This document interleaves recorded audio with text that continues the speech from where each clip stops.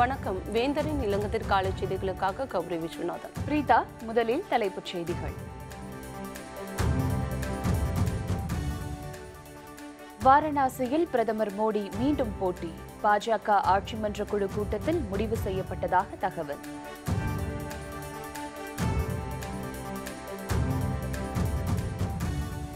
இந்திய ராணுவ வீரர் தீவிரவாதிகளால் கடத்தல். ஜம்மு காஷ்மீரில் மீண்டும் பதற்றம்.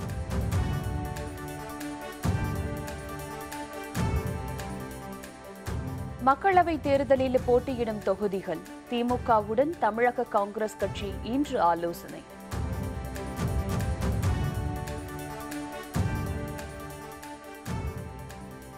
மூன்று, 4, 5 மற்றும் 8ஆம் வகுப்புகளுக்கு புதிய பாடத்திட்டம் வரும் கல்வியாண்டு முதல் அமல்.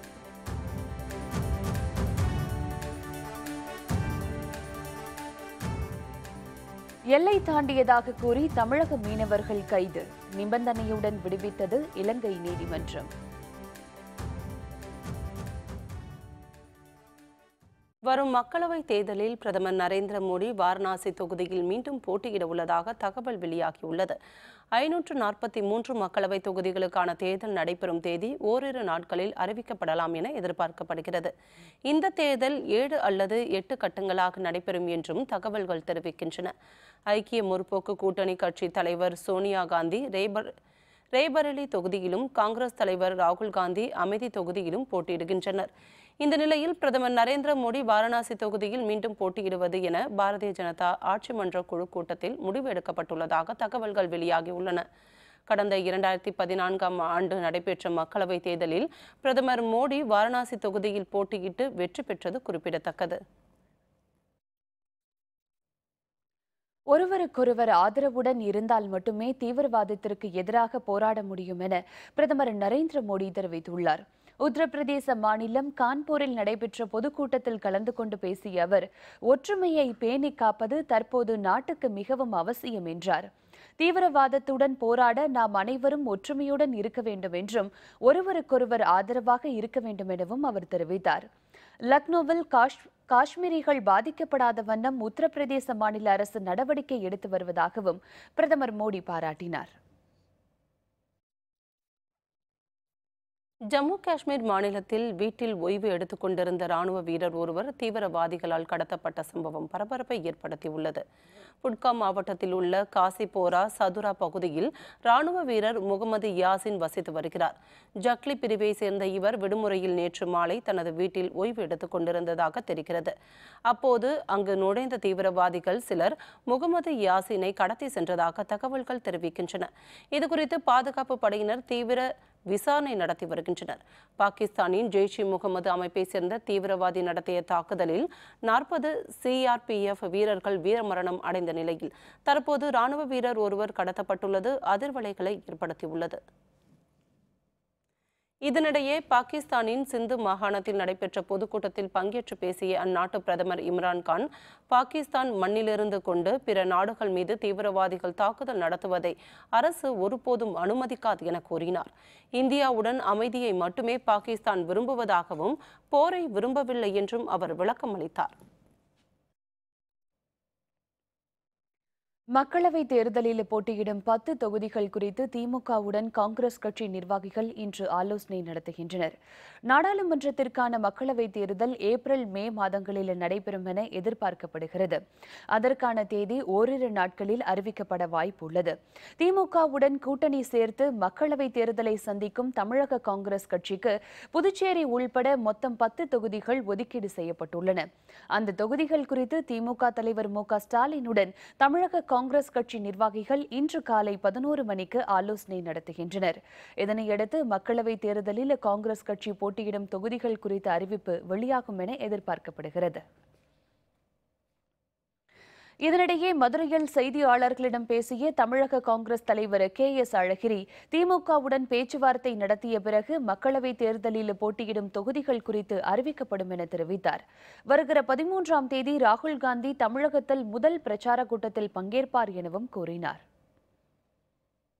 அகில இந்திய காங்கிரஸ் கட்சியினுடைய தலைவர் திரு ராகுல் காந்தி தமிழகத்திலே தன்னுடைய முதல் தேர்தல் பிரச்சார பொதுக்கூட்டத்தை நாகர்கோயிலில் ஆரம்பித்து வைக்கிறார்கள். திராவிட முன்னேற்ற கழகத்தினுடைய தலைவர் தளபதி ஸ்டாலின் அவர்களும் எங்களுடைய கூட்டணியை சார்ந்த பிற கட்சியினுடைய தலைவர்களும் காங்கிரஸ் தலைவர்களும் கலந்து கொண்டு சிறப்புரையாற்றுகிறார்கள். எல்லை தாண்டி வந்ததாக கூறி கைது செய்யப்பட்ட தமிழக மீனவர்கள் 14 பேரை இலங்கை நீதிமன்றம் விடுதலை செய்துள்ளது. ராமநாதபுரம் மாவட்டம் நம்புதாள் மற்றும் பாம்பன் பகுதியை சேர்ந்த மீனவர்கள் 14 பேர் கடந்த மாதம் நெடுந்தீவு அருகே மீன்பிடித்துக் கொண்டிருந்தனர். அப்போது அங்கு வந்த இலங்கை கடற்படையினர் எல்லை தாண்டி வந்ததாக கூறி அவர்களை கைது செய்து சிறையில் அடைத்தனர். மீனவர்கள் தொடர்பான வழக்கை விசாரித்த ஊர்காவல்துறை மற்றும் மன்னார் நீதிமன்றங்கள் நிபந்தனையுடன் 14 மீனவர்களையும் விடுவித்தது. இதனையடுத்து ஓரிரு நாட்களில் அவர்கள் அனைவரும் தாயகம் திரும்புவார்கள் என எதிர்பார்க்கப்படுகிறது. 3, 4, 5 மற்றும் 8ஆம் வகுப்புகளுக்கு புதிய பாடத்திட்டம் வரும் கல்வியாண்டு முதல் அமலுக்கு வரும் என தமிழக அரசு தெரிவித்துள்ளது. இது தொடர்பாக பள்ளிக் கல்வித்துறை முதன்மை செயலர் வெளியிட்டுள்ள ஆணையில் 2, 7, 10 மற்றும் 12ஆம் வகுப்புகளுக்கான பாட புத்தகங்கள் தயாரிக்கும் பணி 2019ஆம் ஆண்டு ஏப்ரல் மாதம் இறுதியில் முடிவடையும் என்றும் 2020-21ஆம் கல்வியாண்டில் நடைமுறைப்படுத்த வேண்டிய 3, 4, 5 மற்றும் 8ஆம் வகுப்புகளுக்கு உரிய முதல் பருவத்திற்கான பாடப்புத்தகங்கள் ஏப்ரல் மாத இறுதிக்குள் வழங்க முடியும் எனவும் தெரிவிக்கப்பட்டுள்ளது. 3, 4, 5 மற்றும் 8ஆம் வகுப்புகளுக்குரிய பாடப்புத்தகங்களை வரும் கல்வியாண்டிலேயே நடைமுறைப்படுத்துவதற்கு அனுமதி வழங்குமாறு மாநில கல்வியியல் ஆராய்ச்சி மற்றும் பயிற்சி நிறுவன இயக்குநர் கேட்டுக்கொண்டுள்ளதாகவும் அதில் கூறப்பட்டுள்ளது. அதனை ஏற்று 3, 4, 5 மற்றும் 8ஆம் வகுப்புகளுக்கு பாடத்திட்டத்தை மாற்றம் செய்து பாடப்புத்தகங்களை 2019-2020ஆம் கல்வியாண்டில் நடைமுறைப்படுத்துவதற்கு அனுமதி வழங்க அரசு முடிவு செய்துள்ளதாகவும் அந்த ஆணையில் தெரிவிக்கப்பட்டுள்ளது. ரஃபேல் ஆவணங்கள் திருடப்படவில்லை என மத்திய அரசின் அட்டார்னி ஜெனரல் கே வேணுகோபால் கூறியுள்ளார். உச்சநீதிமன்றத்தில் ரஃபேல் போர் விமான ஒப்பந்தம் சீராய்வு மனு மீதான விசாரணையின் போது ஆஜரான மத்திய அரசின் attorney general K Venugopal Rafale ஆவணங்கள் ராணுவ அமைச்சகத்தில் இருந்து திருடப்பட்டுள்ளதாக திடுக்கிடும் தகவலை தெரிவித்தார். இதன் அடிப்படையில் மத்திய அரசை எதிர்க்கட்சிகள் கடுமையாக விமர்சித்தன. இந்நிலையில் தனது நிலைப்பாட்டை மாற்றியுள்ள கே வேணுகோபால் ரஃபேல் ஆவணங்கள் திருடப்படவில்லை என கூறியுள்ளார். எதிர்க்கட்சிகள் சார்பில் நீதிமன்றத்தில் தாக்கல் செய்த மனுவுடன் ரஃபேல் தொடர்பான நகல் ஆவணங்களை அவர்கள் பயன்படுத்தி உள்ளனர் என்ற பொருளில் கூறியதாக தெரிவித்துள்ளார். மக்களவைத் தேர்தலில் திமுக கூட்டணி நிச்சயம் வெற்றி பெறும். மதிமுக பொதுச் செயலர் வைகோ நம்பிக்கை. விவரம் விளம்பர இடைவேளைக்கு பிறகு.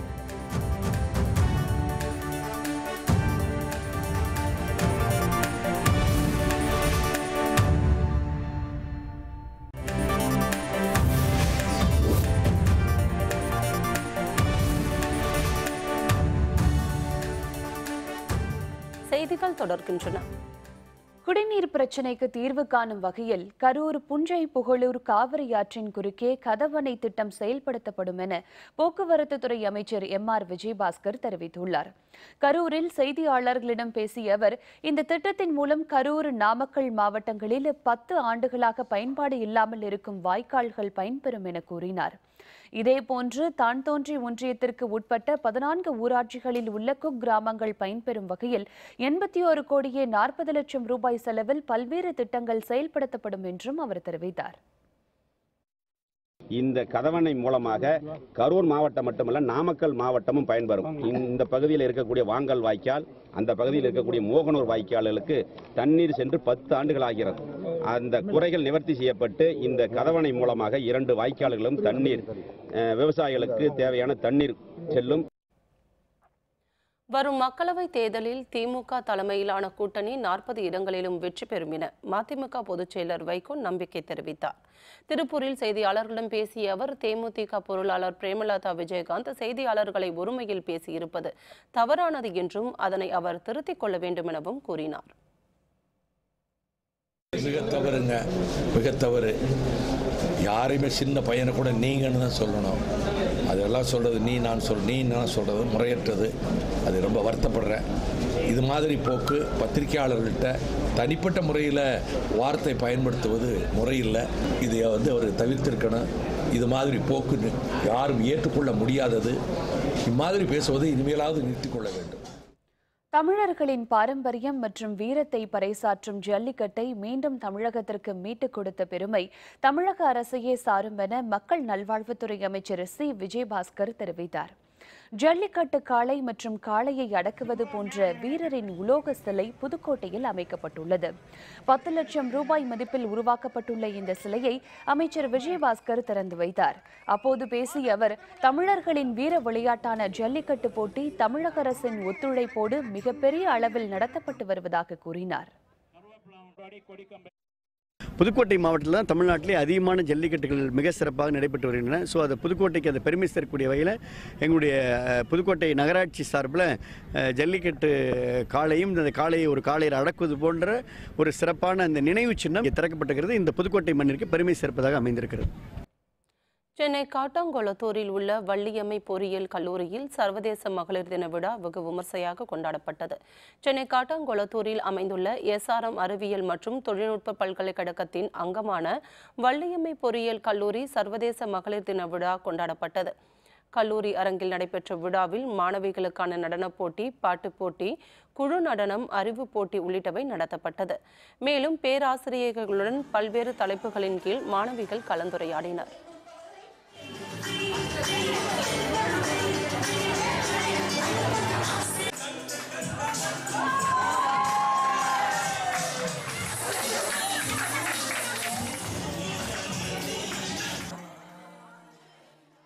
நாட்டின் பல்வேறு மாநிலங்களின் பாரம்பரிய உடைகளை அணிந்து வந்த மாணவிகளின் ஆடை அலங்கார அணிவகுப்பு அனைவரையும் வெகுவாக கவர்ந்தது.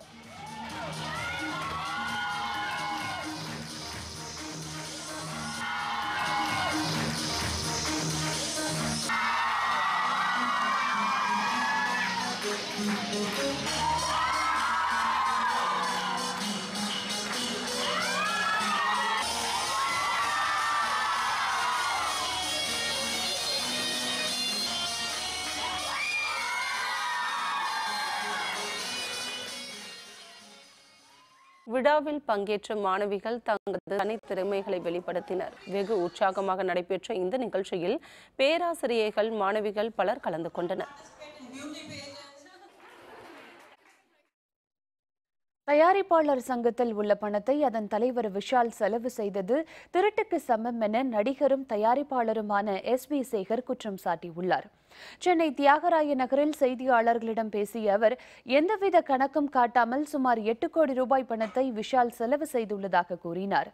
விஷால் பொதுக்குழுவை கூட்டுவதில்லை என புகார் கூறிய அவர், நிர்வாகிகள் கேட்கும் கேள்விக்கு அவர் பதிலளிப்பதில்லை எனவும் தெரிவித்தார். ஏற்கனவே ஒரு முதல் பொதுக்குழு நடத்தலை, இப்போ 2வது பொதுக்குழு நீங்கள் நடத்தலை.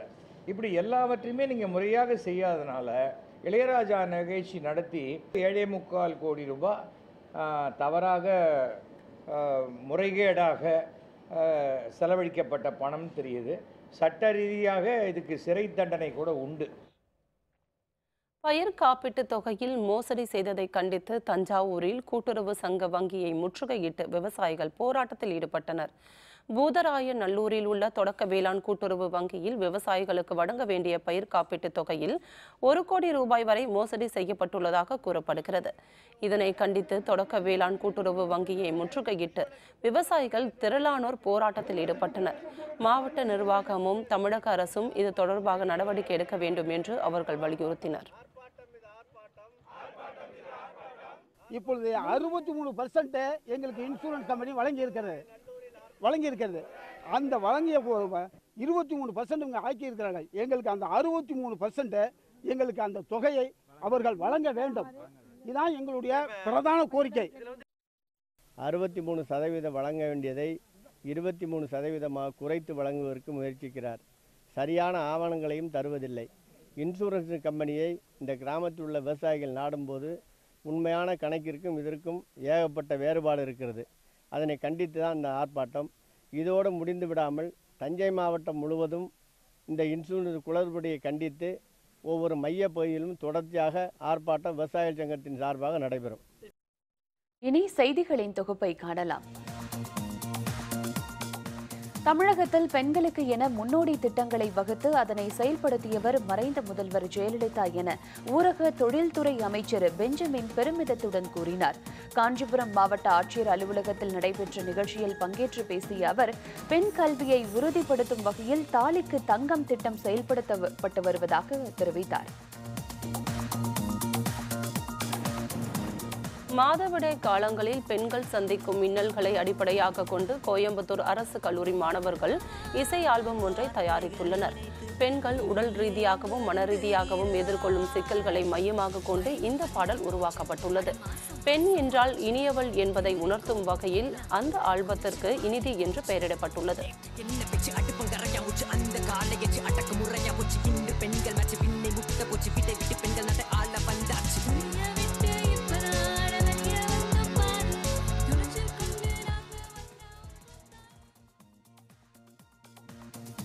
இந்தியாவில் கிரிக்கெட் வீரர்களுக்கு கிடைக்கும் நட்சத்திர அந்தஸ்து பிற விளையாட்டு வீரர்களுக்கு கிடைப்பதில்லை என சென்னை உயர்நீதிமன்ற மதுரை கிளை வேதனை தெரிவித்துள்ளது.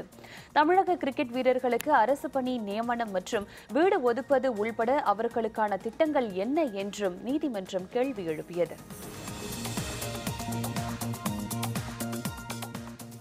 ராமநாதபுரம் மாவட்டம் ராமேஸ்வரத்தில் நடைபெற்ற சர்வதேச மகளிர் தின பொதுக்கூட்டத்தில் ஆயிரக்கணக்கான பெண்கள் பங்கேற்று இதில் பெண்கள் குழந்தைகளுக்கு எதிரான வன்கொடுமைகளை தடுத்து நிறுத்த வேண்டும், பூரண மதுவிலக்கு அமல்படுத்த வேண்டும் உள்ளிட்ட பல்வேறு தீர்மானங்கள் நிறைவேற்றப்பட்டன. தருமபுரி மாவட்டத்தில் இன்று அதிகாலை இடியுடன் கூடிய கனமழை பெய்ததால் பொதுமக்கள் மகிழ்ச்சி அடைந்துள்ளனர். அரூர், திப்பம்பட்டி, பென்னாகரம் உள்ளிட்ட பகுதிகளில் பெய்த மழையால் அங்கு வெப்பம் தணிந்து குளிர்ந்த காற்று வீசுகிறது. பரோல் விடுமுறை வழங்கப்படாததை கண்டித்து புதுச்சேரி மத்திய சிறையில் உள்ள கைதிகள் உண்ணாவிரத போராட்டத்தில் ஈடுபட்டனர்.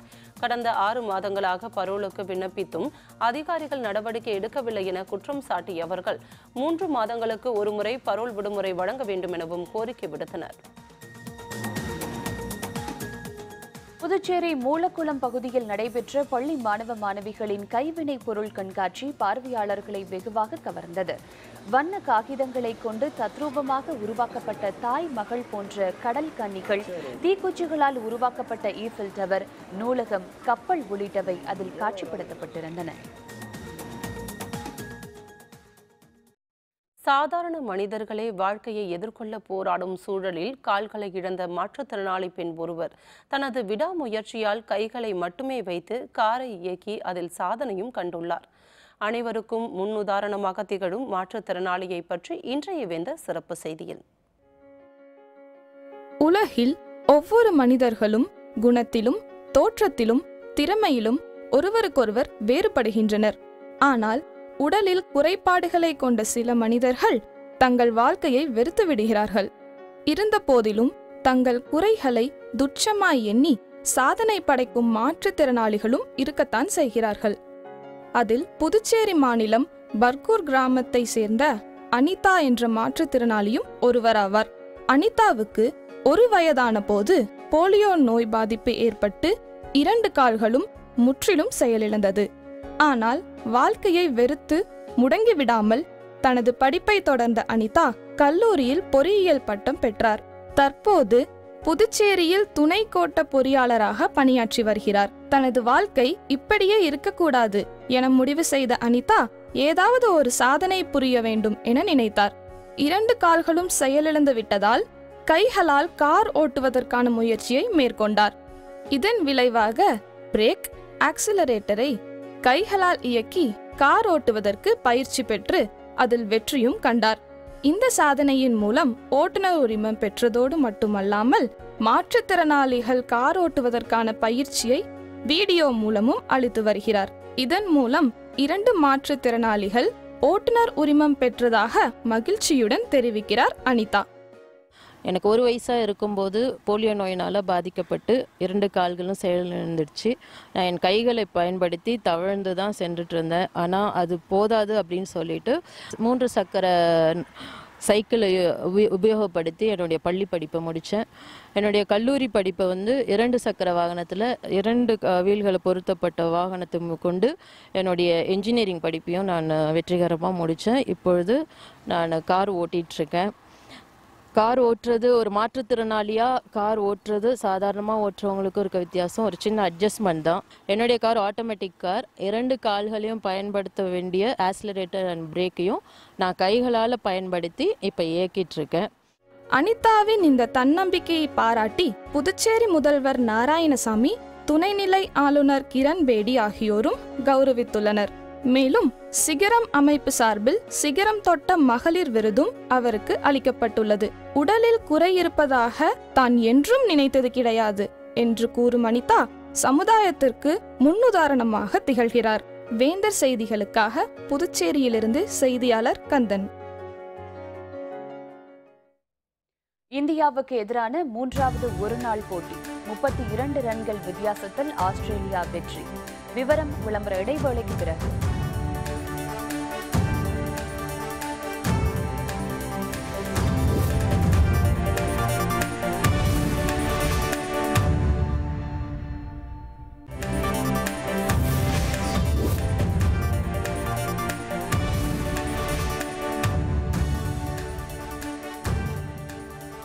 செய்திகள் தொடர்கின்றன. சீனாவின் யான்ஜியாவோ நகரில் கடவுளின் உருவங்களில் கட்டமைக்கப்பட்டுள்ள 3 விடுதிகள் பார்வையாளர்களை வெகுவாக கவர்ந்துள்ளன. சிகப்பு உருவத்திலான ஃபூ அதிர்ஷ்ட கடவுளாகவும், பச்சை நிறத்திலான லூ செல்வம் தரும் கடவுளாகவும், ஆரஞ்சு நிறத்திலான ஷோ நீண்ட ஆயுளை தரும் கடவுளாகவும் கருதப்படுகிறது. இந்த கடவுள்களின் உருவங்களில் கட்டமைக்கப்பட்டுள்ள விடுதிகள் தீய சக்திகளிடமிருந்து தங்களை பாதுகாத்து வருவதாக உள்ளூர் மக்கள் நம்புகின்றனர். இந்த 3 விடுதிகளும் உலகின் மிகப்பெரிய உருவ கட்டடங்கள் என கின்னஸ் சாதனையை படைத்துள்ளது. கண்களை கவரும் வகையில் இந்த விடுதிகளை சுற்றுலா பயணிகள் ஆர்வமுடன் பார்த்து செல்கின்றனர்.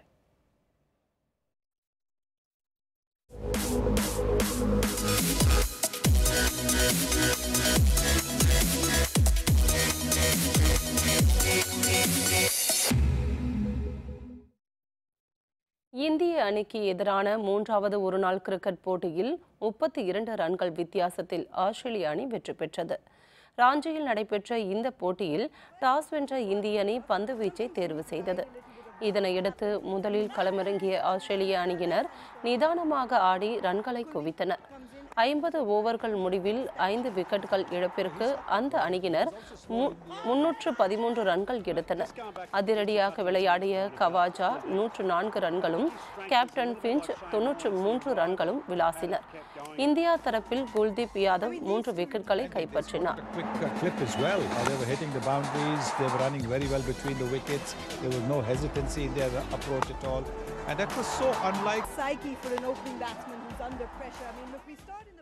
இதனையடுத்து 314 ரன்கள் எடுத்தால் வெற்றி என்ற இலக்குடன் விளையாடிய இந்திய அணி வீரர்கள் தொடக்கம் முதலே தடுமாறினர். தனி ஒருவராக போராடிய கேப்டன் விராட் கோலி மட்டும் 123 ரன்கள் எடுத்தார். 48.2 ஓவர்கள் முடிவில் 281 ரன்களுக்கு இந்திய அணி அனைத்து விக்கெட்களையும் இழந்தது. இதனையடுத்து 32 ரன்கள் வித்தியாசத்தில் ஆஸ்திரேலிய அணி வெற்றி பெற்றது. இருப்பினும் 2-1 என்ற கணக்கில் இந்திய அணி இந்த தொடரில் முன்னிலை வகிக்கிறது.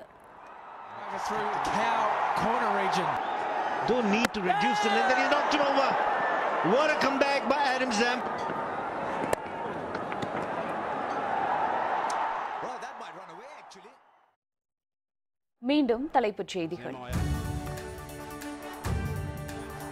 வாரணாசியில் பிரதமர் மோடி மீண்டும் போட்டி.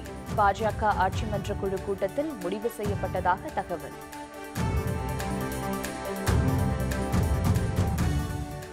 இந்திய ராணுவ வீரர் தீவிரவாதிகளால் கடத்தல். ஜம்மு காஷ்மீரில் மீண்டும் பதற்றம். மக்களவைத் தேர்தலில் போட்டியிடும் தொகுதிகள். திமுகவுடன் தமிழக காங்கிரஸ் கட்சி இன்று ஆலோசனை.